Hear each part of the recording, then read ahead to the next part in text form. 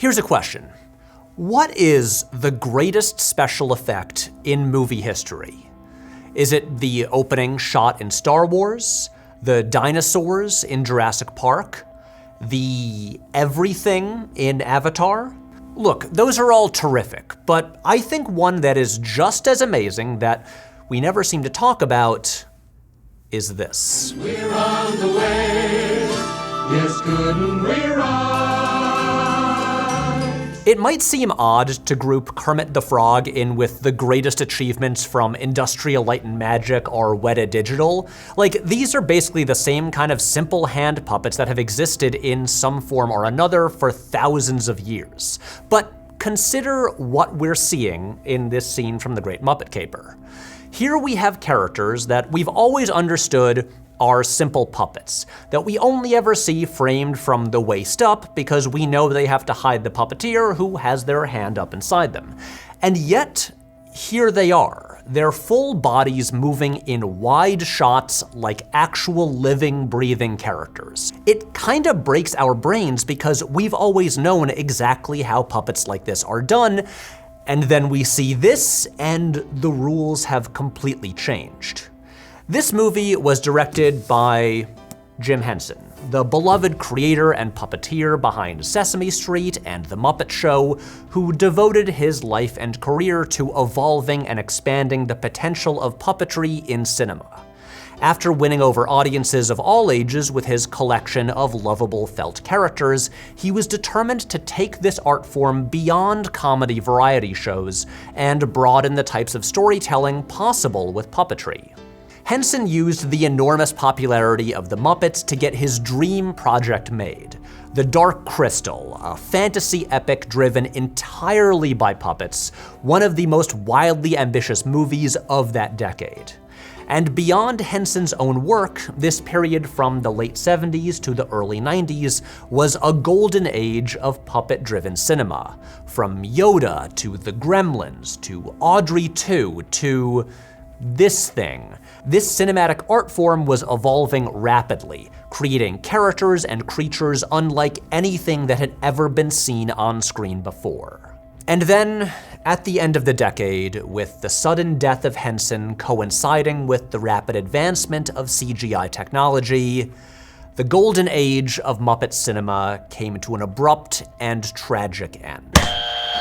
What was that? Wait, Nobbles? It's my Keep It Posy button, short for Keep It Positive. There was so much death and negativity last season, so Emma told me to buzz you anytime you got too bleak. Wait, speaking of that, where is Emma? She's preparing for the episode by watching all the Muppet movies.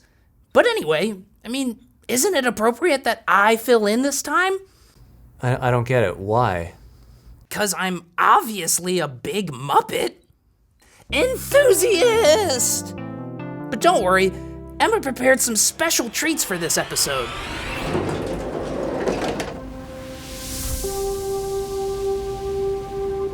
Hello?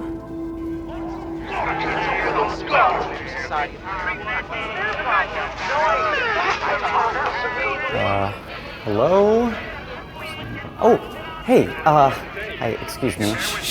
Can't you see I'm busy? Griffin Newman? You looking for casting? Guys, this is important. How am I supposed to perform my duties as production assistant if I haven't seen every single Muppets movie? Is she gonna be okay? Probably. Can I help you? Yeah, I'm here to be a guest on the Patrick Willems show. Oh, I didn't even realize he was booking guests now. Honestly, when they close the doors, I just avoid that place like a haunted house. Probably smart. Hey! Oh! So I got a special thing planned for the Labyrinth portion of the show. Can you harmonize some backup vocals? Yeah, of course, yeah. Great. Was that a ghost? Yeah.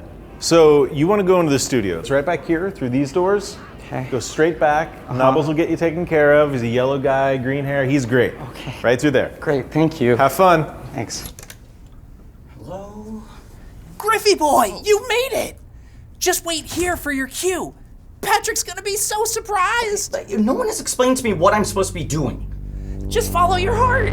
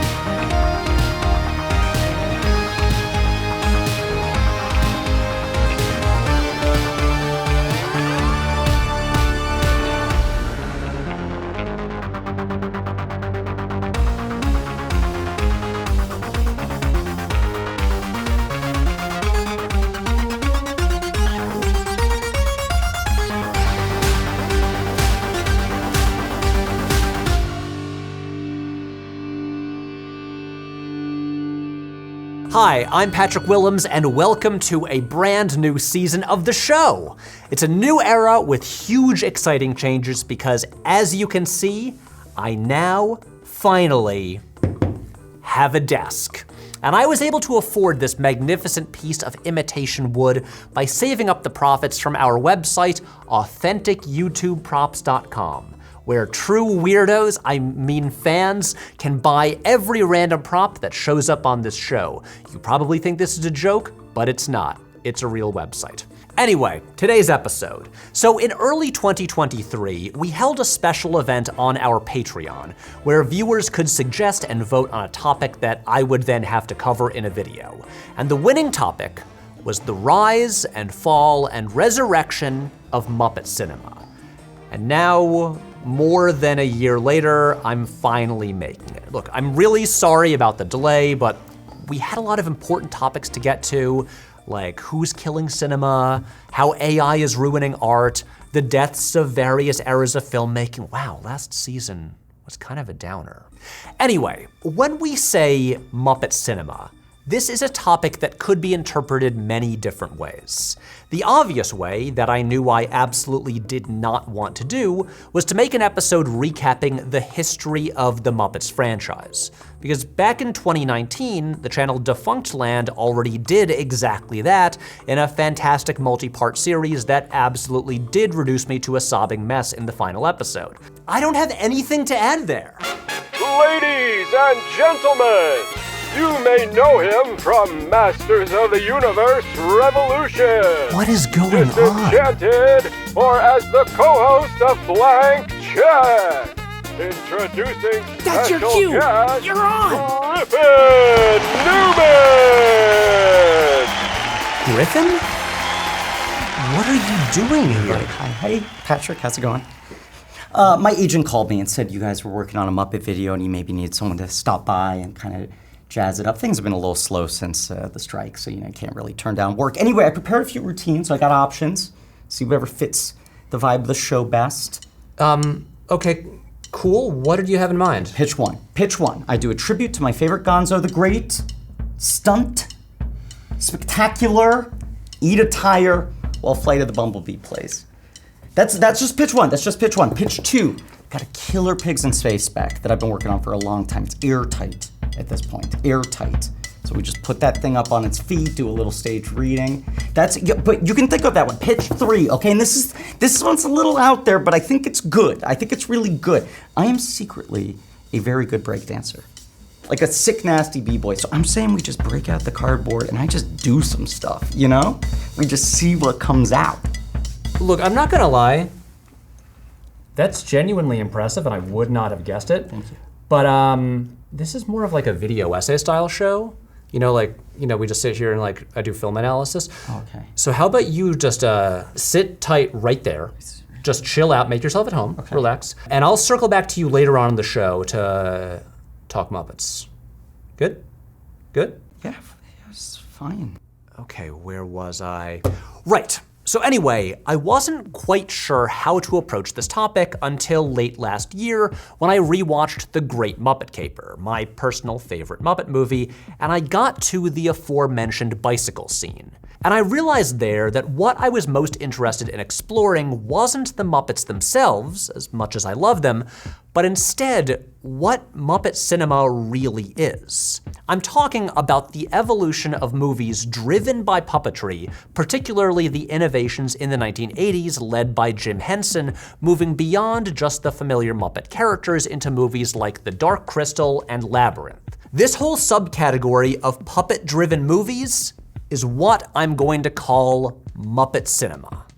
Right now you might be thinking, but Patrick, Muppet is a trademarked word that only refers to characters in the specific Muppets franchise. And to that, I have two responses. Number one, yes, that is correct. And number two, I don't care. This is my show, and I'm calling it Muppet Cinema. So The Dark Crystal, Muppet Cinema. Little Shop of Horrors, Muppet Cinema. The Never-Ending Story, well, I'm never-ending sorry, because that's Muppet Cinema.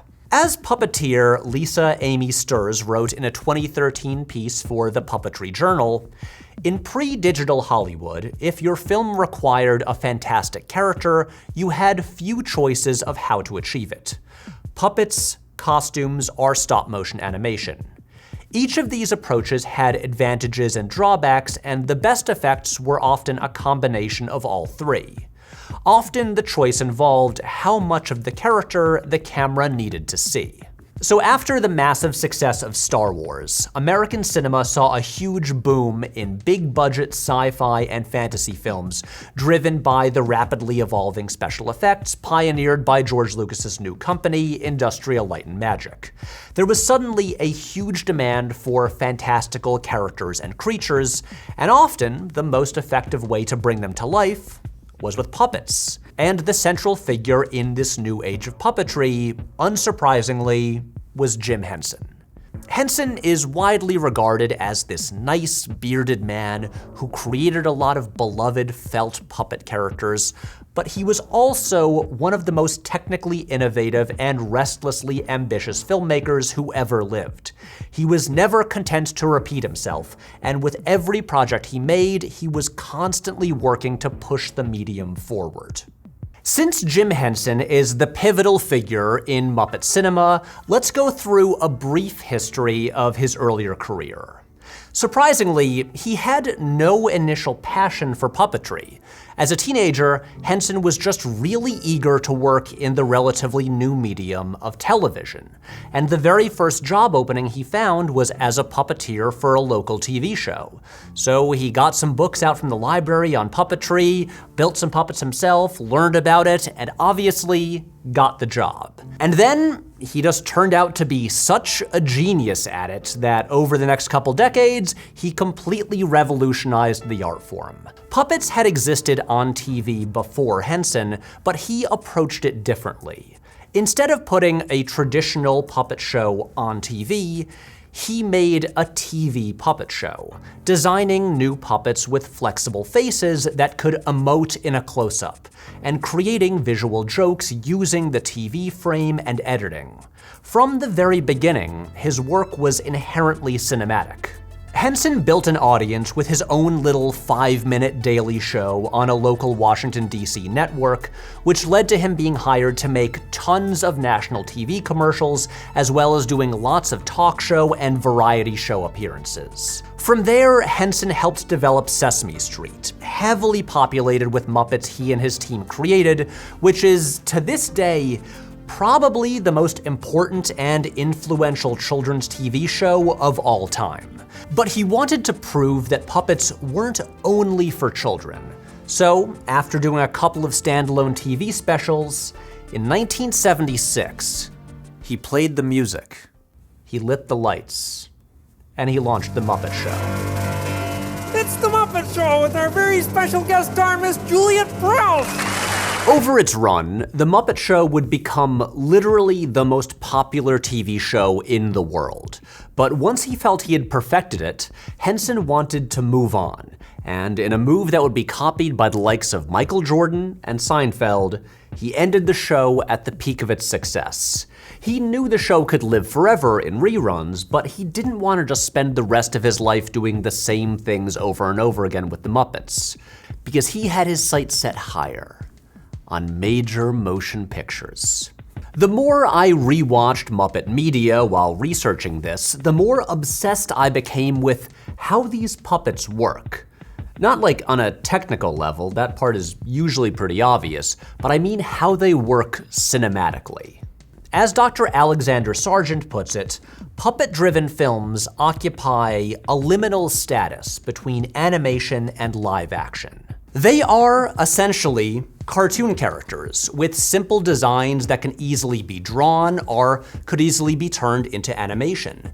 They have clean lines, bold colors, big shapes, and big personalities with memorable voices. And yet, they exist within physical space, acting live against human actors. But unlike animated characters, whose smallest movements take hours, if not days, to create, puppets can improvise and physically interact with things around them. They have the energy and spontaneity you can only get with human performers. Nobbles, what are you doing? Go away. Now I know my ABCs. Next time Cookie Monster. Next time Cookie Monster can do it with you. I'm leaving. I love you. I love you too. Thanks. And despite the limited movement of their eyes or faces, they're designed in such a way that, when performed well, they feel completely real and can communicate a vast range of emotions. Kermit can't even blink. His mouth is just a thing that flaps up and down, and yet he can express anger and joy and heartbreak and believably interact with live-action humans. With great design and great puppeteering, both physical and voice, we just accept them as real. It seems like they can do pretty much anything. We don't tend to think of the Muppets as special effects. Like, puppetry has been around for thousands of years, and we all generally understand how it works. There's an upper body made out of felt with a hand up inside it operating the mouth, so the shots are usually framed to hide the puppeteer, with the puppet's lower body off camera or behind a counter or, in the Crypt Keeper's case, a big spooky throne. But from the early days of his career, Henson was obsessed with pushing the medium forward and putting things with puppets on screen that had previously seemed impossible. After making his new, more expressive kind of hand puppet, he built huge full-body puppets like Big Bird with functioning eyes. Then puppets so big they required 2 full people inside them. In Emmett Otter's Jug Band Christmas, he had wide shots of puppets rowing a boat down a river, which was done with radio control systems invented for the project. For the opening of the Muppet movie, they had a wide, full-body shot of Kermit the Frog singing and playing the banjo while sitting on a log in a pond, a scene that was executed by having Henson himself in a diving bell underwater puppeteering Kermit. Minutes later in the movie, Kermit rides a bicycle through a wide shot. And of course, that entire movie puts the Muppets in real locations for the first time, making literally every scene a new kind of challenge, like figuring out how to have Fozzie Bear drive a real car.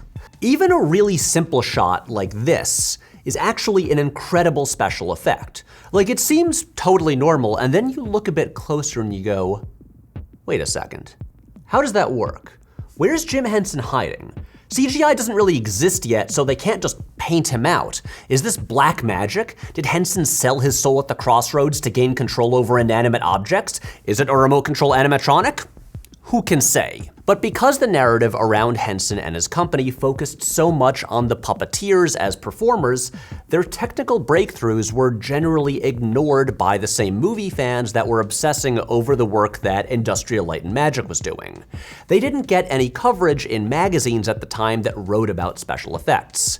As Sargent writes in his essay, Crafted Wonder, the Jim Henson Company was celebrated as a team of innovative performance artists, yet they were not considered as effects artists. This would change over the following years, as Henson's team would deliberately avoid the words puppet and Muppet when promoting movies to focus the attention on the production design and technical advancements. The London branch of Henson's company would later be rebranded The Creature Shop and design effects and characters for other productions like Return to Oz, Dream Child, and of course, the original Teenage Mutant Ninja Turtles. The remote control puppet rigs that Fozfozicus had first developed for Emmett Otter eventually became so advanced with so many complex mechanical facial controls that they finally felt it wasn't even really accurate to call them puppets anymore.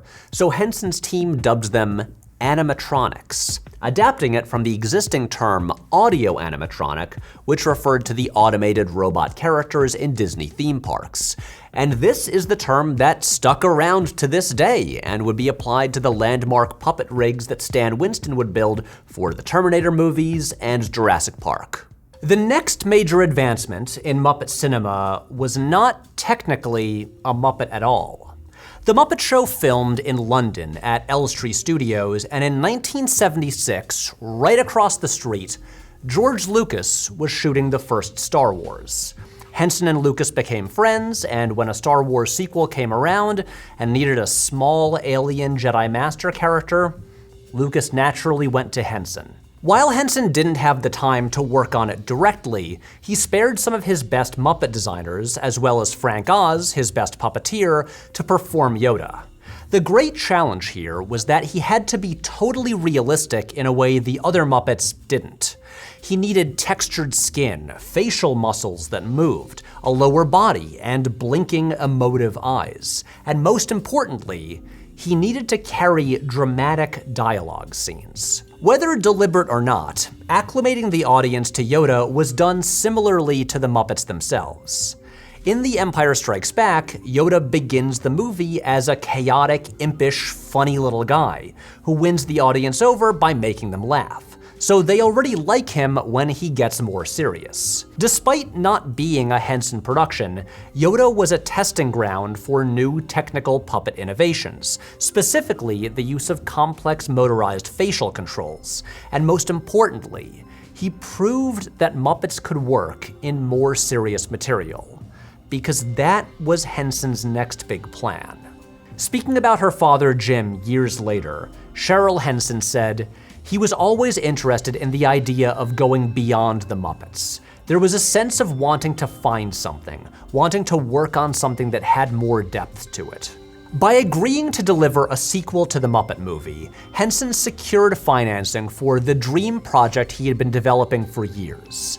This was going to be a hard turn away from the wacky comedy stylings of the Muppets.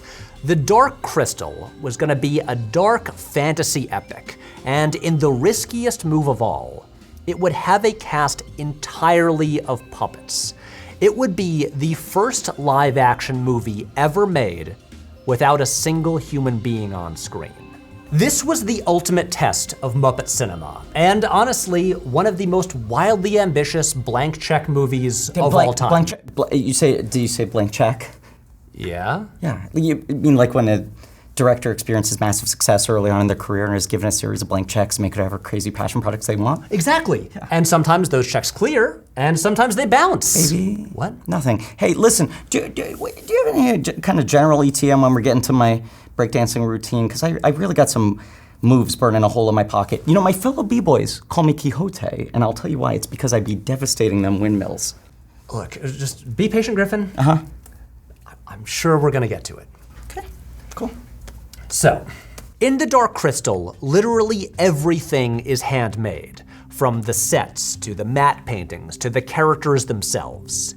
It was the ultimate realization of Henson's dream of showing that puppets can do more than just comedy for children. It tells the story of the planet Thra and a young gelfling named Jen, who was raised by a peaceful race known as the Mystics, who must fulfill a prophecy to repair the Crystal of Truth before the evil Skeksis gain the power to rule the planet forever. Originally, Henson wanted the Mystics and Skeksis to speak in unsubtitled, made-up languages, believing that the power of the imagery would be strong enough that the audience would understand the story without dialogue. But alas, Henson, ever the optimist, had too much faith in audiences, and after disastrous test screenings, he realized that he needed to redub the whole movie with English dialogue.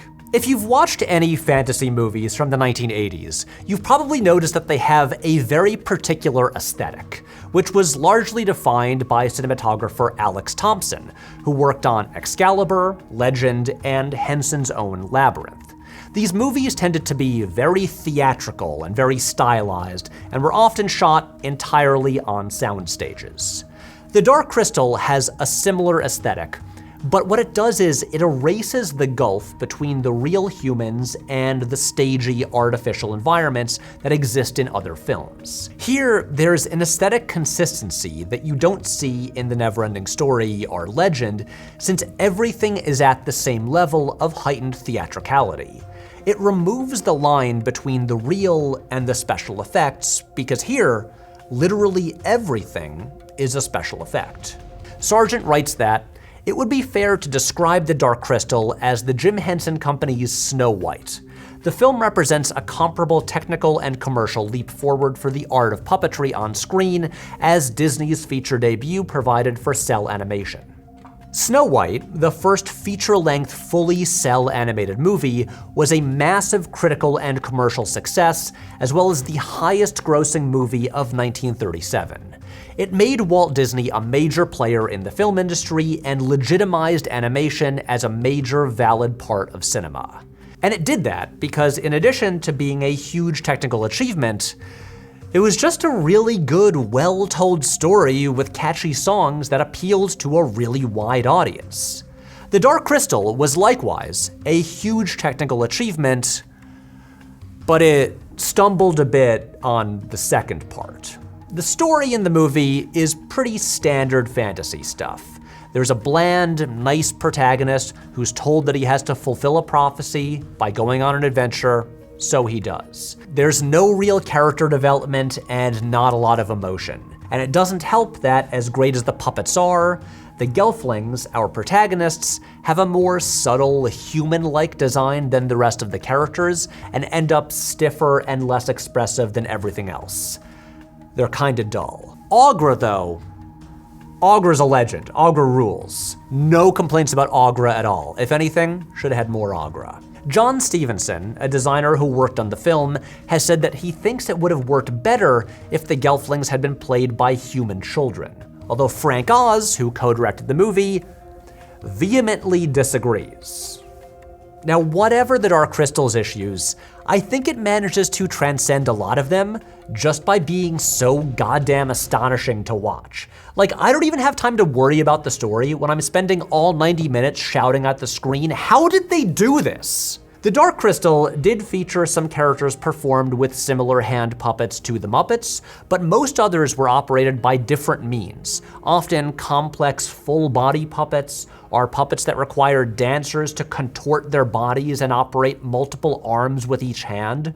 Like, the documentary about the making of the movie is nearly as entertaining as the movie itself, just to witness the level of craft and artistry on display and discover how the hell they pulled this off. Their entire puppetry process had to change for this one movie. As Henson explained, "I've never done any performing that difficult in my life, and the things that were the hardest were really ordinary things. The Muppets can just go bouncing across a room, but when you have some characters that you have to believe in as living creatures, the movements are much more complex and subtle. Like, do you cut your eyes before you turn your head, or after? Little things like that, things you normally wouldn't think about." The Dark Crystal was a moderate financial success, mostly thanks to Henson's relentless promotion, but it wasn't widely embraced by the public the way his previous work was, and it definitely did not do for Muppet cinema what Snow White had done for animation. But Henson remained dead set on pushing Muppet cinema forward, so he followed up the Dark Crystal with Labyrinth, another astonishing work of imagination and technical brilliance. Pretty much every scene in Labyrinth introduces some incredible new puppet character, some amazing set, some impossible effect. Like the part where the giant gate closes and forms a huge mechanical robot that's operated by this little puppet guy in its head, it's amazing. But once again, the movie is not as narratively satisfying as you want it to be. Despite the combined efforts of Monty Python's Terry Jones, George Lucas, a producer on the movie, and, I kid you not, Elaine May, the script never manages to provide much characterization or motivation for Sarah, its main character. Labyrinth is a movie that I still quite enjoy, but mostly as a thing to look at, not because I'm emotionally invested in the story. For all of Henson's genius, feature-length dramatic narratives were not his strength. With Labyrinth, he tried to tone down the ambition of the Dark Crystal a little bit, adding some live-action humans this time, in an effort to make it more palatable to wide audiences. But despite his efforts, the movie was ultimately deemed a failure. It was a critical and commercial flop, and the proverbial final nail in the coffin of Henson's ambitious Muppet cinema. God damn it, Nobbles! Sorry, Patrick, but failure? Coffin? Nails? That's not a very posy way of talking. Yeah, I'm sorry. I actually gotta agree with Nobbles on this one, Patrick. No, I mean, I don't want to use harsh words myself, but you were being a bit of a morbid Marvin, you know? But can you at least turn the volume down on the buzzer? It's on the lowest setting. It only gets louder. I swear to God, when I get my hands on that buzzer, I'm gonna smash it into a million happy little pieces. That's more like it. So, Labyrinth obviously does have its devoted fans. And one of them is Jake Torpey, my friend who got murdered by an evil robot coconut and is now a ghost who haunts this studio. I promised Jake that he could say a few words about one of his favorite movies, so Jake, anything you want to share with us? Well, I'm glad you asked, Patrick. I'd like to do a tribute to one of my favorite characters from the film Labyrinth. You know him. You love him. That's right. I'm talking about the Ello worm. Come inside and have a nice cup of tea. Me love El, me love El, me love El, me love El, me love Ello. Ello, come and he's a good worm. Stuck in big maze, nowhere to go. Ello, come and he's a good worm. Toby's missing, he's my baby bro. Ello, come and he's a good worm. Hey, Mr. Ello worm, take me to the jail if Ello comes. That's enough of that.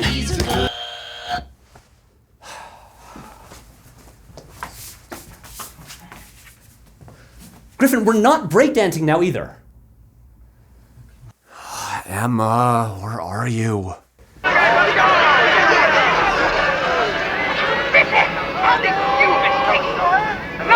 Muppets.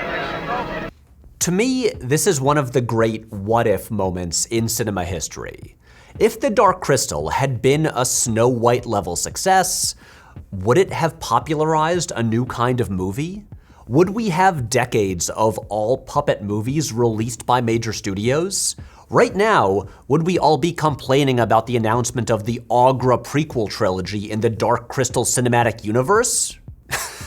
Of course not. That's absurd. No one would ever complain about more Aughra.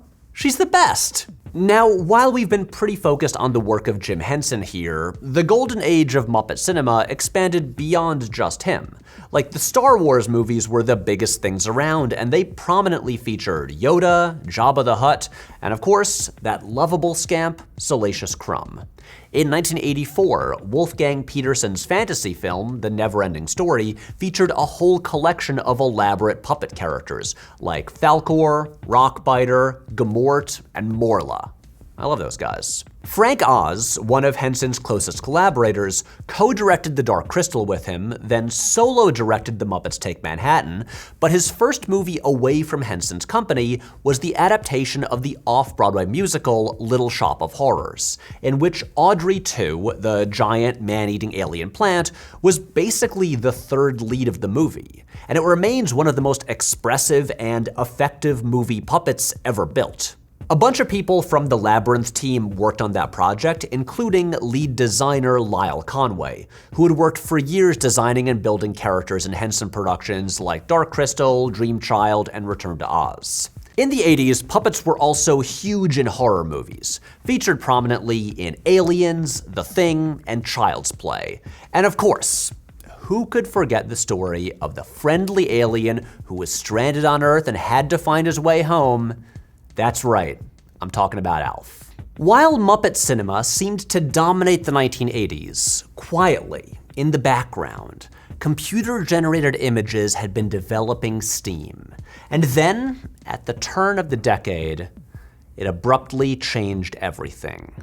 In Lisa Amy Sturz' essay that I mentioned earlier, she writes about how in 1993 she was cast as one of the puppeteers in the live-action Flintstones movie for the dinosaur character Dino. During the movie's pre-production, Jurassic Park opened, and when Sturz went to work the very next day, she saw that the puppet she was supposed to operate had been replaced with a CGI character. Earlier, I quoted the same piece where she wrote that in pre-digital Hollywood, if your film required a fantastic character, you had few choices of how to achieve it: puppets, costumes, or stop-motion animation. And seemingly overnight, CGI replaced all three techniques. For stop motion, it makes the most sense, since they're a similar process. The dinosaurs in Jurassic Park or the Ed 209 in RoboCop are both animated elements created in post-production and composited into the live-action footage. But puppetry and CGI are fundamentally different philosophies, and this meant replacing tangible on-set performances with animation created separately. I do have to point out that Jim Henson himself, the king of Muppet cinema, had already embraced CGI by the end of the 80s. His last TV show, The Jim Henson Hour, introduced a new CGI Muppet named Waldo C. Graphic, and the opening of Labyrinth featured the very first realistically animated CGI animal in movie history. Henson died tragically at the age of 53 in 1990, so we'll never know how he would have adapted and responded to this huge change in film effects technology. When you look at what happened to Muppet cinema after 1990, it's clear how much Henson was singularly pushing it forward. The art form's evolution was so tied to him that his death pretty much halted its evolution. And in the 90s, his company mostly just went back to producing the kinds of Muppet movies and TV shows they had done in the 70s and early 80s. Look, I want to be very clear. I am not here to say that CGI sucks. It's just another tool, and it's been used brilliantly in more films than I can possibly count. Like when you look at characters like Gollum, or Caesar, or Davy Jones, or everyone's favorite guy, Jake Sully, no one is going to argue that they would be better if they were puppets. These characters require a range of subtle emotional acting and depth that even the best puppetry simply can't do.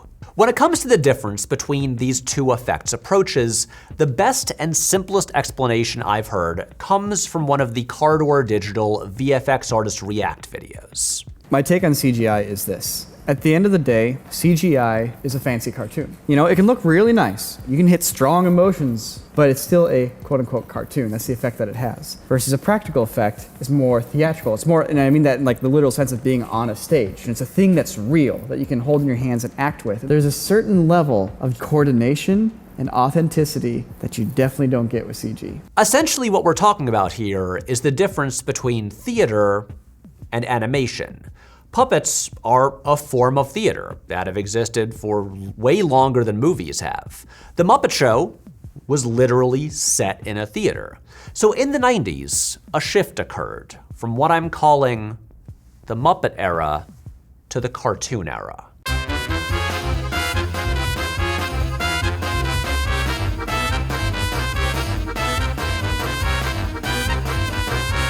It's easy to understand why filmmakers were eager to embrace the new technology and move away from the theatrical feeling of 80s fantasy movies and the limitations of puppets with their limited movement. After Terminator 2 and Jurassic Park totally changed the game, that kind of hyper-photorealism in effects became the goal everyone was aiming for. And this pursuit of realism goes directly against the Muppet era of the 80s. As Sturz wrote, the Henson Company and others use more abstract control mechanisms to amplify the power of caricature.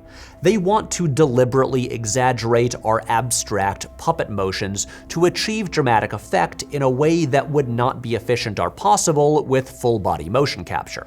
The puppets from the golden age of Muppet cinema, whether the Muppets themselves, or Audrey 2, or the Gremlins, or Hoggle from Labyrinth, are caricatures with exaggerated designs and movements. They are not realistic, but they are believable.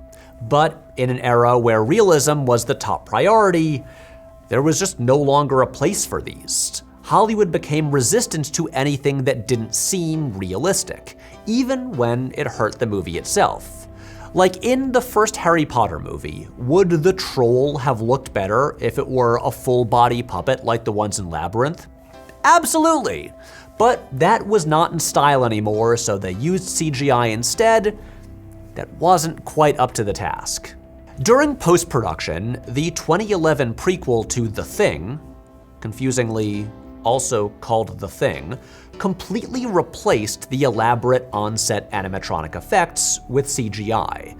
And the CGI here isn't even really bad, but from small clues like the movement and the lighting, we just know subconsciously that what we're looking at isn't real, and it immediately loses the visceral impact that a tangible on-set effect would have, which is a major problem when you're making a horror movie. The effects in the 1982 version aren't realistic, but we fundamentally believe them. We know they're happening there on set, and sometimes that's more important. Last year, the director of the 2011 Thing spoke about this, saying, "I know this is a debated topic, but looking back, we were caught in a cross zone where animatronics were old-fashioned and the CGI wasn't good enough. We made the wrong decision to do it in post-production when it came to making the monster design on the computer. I regret that now." By 2002, even Yoda, one of the most important characters in Muppet cinema, would be reborn as a CGI character. The irony is that CGI replaced puppetry as an attempt to achieve greater realism, to have a greater range of motion and no longer be limited by what the camera needed to hide, and eventually, it made live-action movies feel more like cartoons than ever before. So now, the big question. Is there still a place for puppets in the cartoon era? Is one better than the other? Griffin. Yeah, hi. Maybe you have some thoughts on this. Yeah. Didn't you play a CGI squirrel in the Enchanted sequel? It was a chipmunk. His name's Pip. He was the narrator of the film Disenchanted, still streaming on Disney+. So, do you think that character would have been better if it was a puppet? I don't think that's a question I should answer without my lawyer present. Okay, so no comment from Griffin. But as I was saying, honestly, there's no simple answer to this question. There's been such a major aesthetic change in mainstream movies since the 80s, moving away from the heightened theatrical vibe of fantasy movies from that era, that it's difficult to imagine puppets like the ones from The Neverending Story fitting into something like Lord of the Rings, which makes such an effort to ground the fantasy with real locations and realistic visuals, and really prioritize naturalism.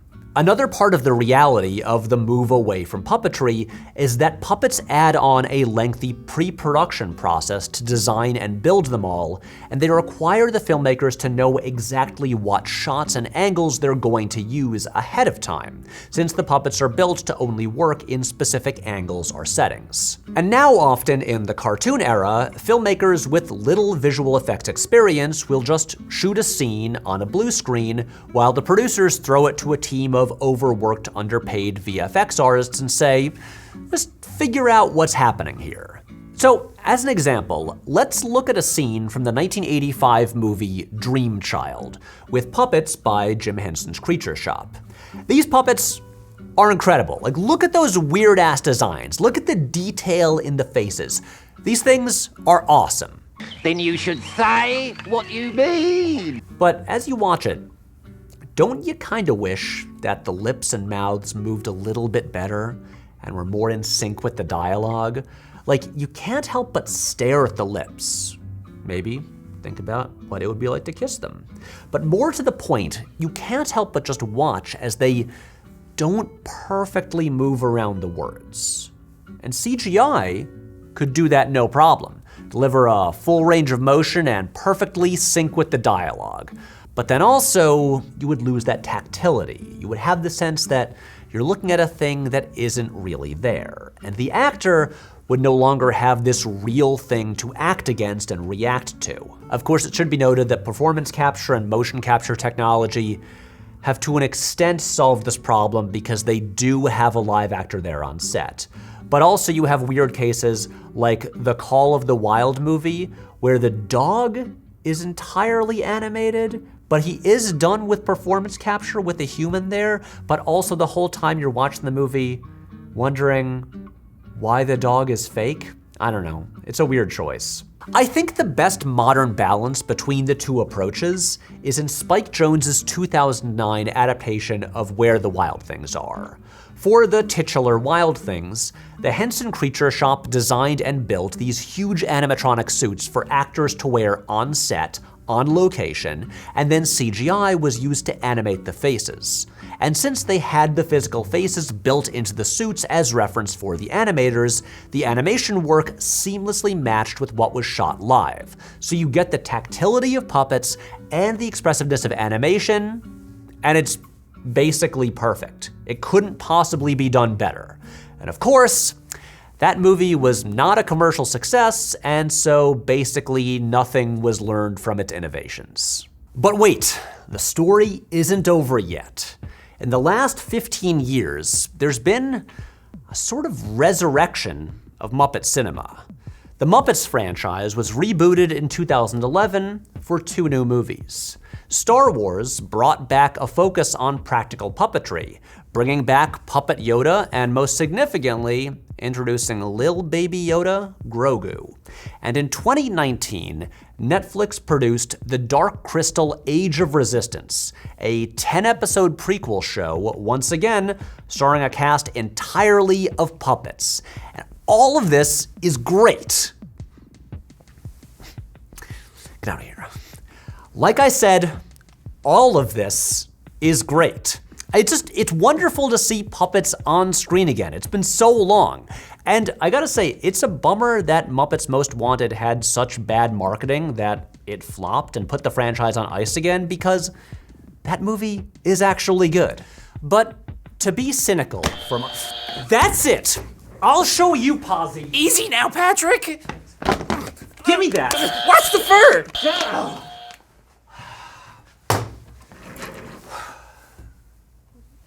Sorry about that. As I was saying, to be cynical for a moment, all of these new works of Muppet cinema only exist because of nostalgia. They're all reboots of old intellectual properties. When Star Wars returned in 2015, its operating philosophy was to erase the memory of the prequels and go back to how the original movies looked and felt. So the return to practical puppets was a deliberate nostalgic throwback. If this was any other series, would those characters still be practical puppets? I kinda doubt it. The Dark Crystal show exists because, at that time, Netflix was desperate to get its hands on any intellectual property it could, no matter how small the fan base. And they were throwing money at basically anything, and then, like the show, swiftly canceling it. So it remains to be seen if puppets will be used for anything outside of franchise reboots. Or, of course, adult comedies where the joke is, look at this fucked up stuff the puppets are doing. Okay, so after all of this, what is Muppet cinema really, beyond a dumb, confusing term that I made up? Well, I think it's this special combination of theater and cinematic special effects.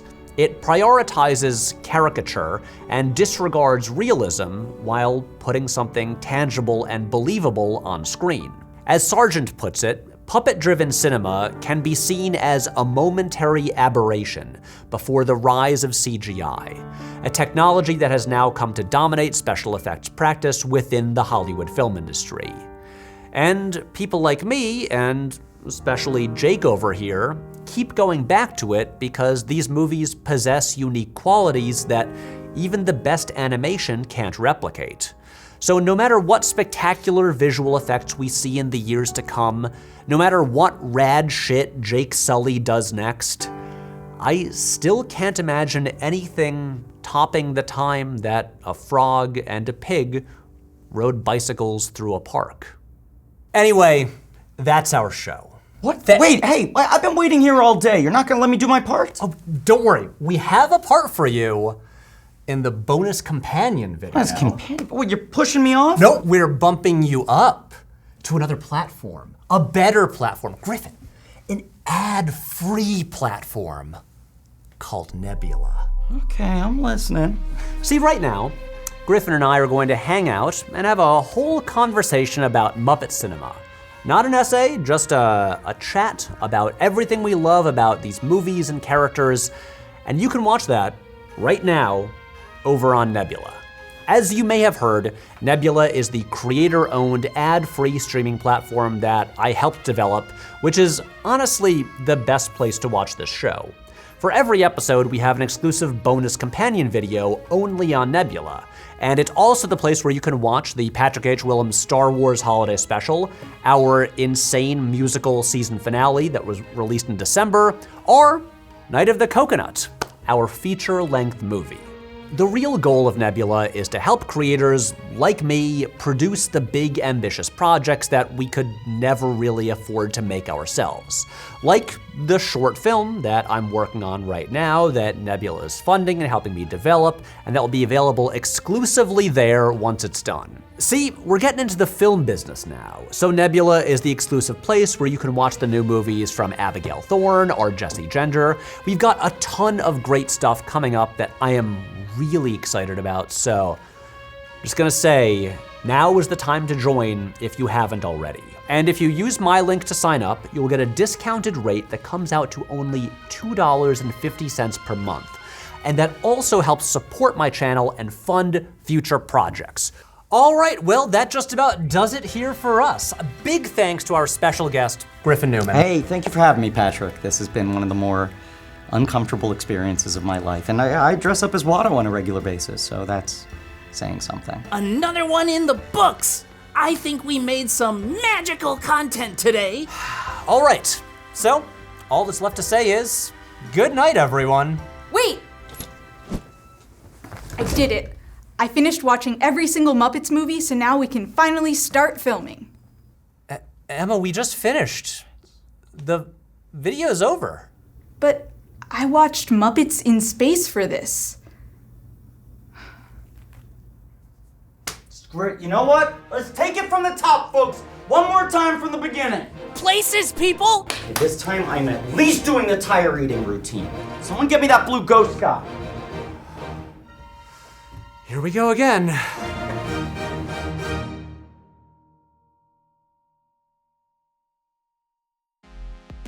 Hello, and welcome back to a brand new season of the show. We've been gone for 2 months. We are finally back. It's a bold new era. I got a desk now. We have guests on the show. Huge thank you, sincerely, to Griffin for coming on the show. Absolutely crushing it.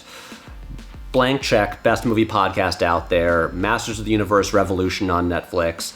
He's great in Scott Pilgrim Takes Off, also on Netflix. Go watch, listen to all of those. Yeah, this season we might sometimes have more guests. I think that'll be fun. Not every episode, because that would be really hard to coordinate, but sometimes I think it'll be cool. So look, if you are a famous person who watches this show, please let me know so that we can book you on it and use your notoriety to boost our numbers. Great. One thing I must address, since everyone knew this video was coming for a year, people kept saying there had better be a Muppet Patrick in the Muppet episode. And so we made it a Patreon goal where if we reach a certain number of patrons, then I'll commission a Muppet Patrick, and we didn't reach it. That's why there's no Muppet Patrick. I guess people didn't want it enough. But that said, if and when we do reach that goal, I will still commission the Muppet Patrick and put it in some other future episode. We'll put it to good use. And look, we have other good goals on the Patreon. Like, I will make a video about lacrosse with my dad. I'll make a video explaining everything on this giant shelf behind me. I'll make a video about the Avatar movies filmed in the Avatar land at Disney World. Look, we got a bunch of good stuff on there. I'll stop plugging it now. So look, I have to go back to work finishing editing the Veto Awards because they will be out in less than a week. 2 videos in 1 week? What is even going on? I don't know, I'm very tired. Thank you for watching. Good night, everyone.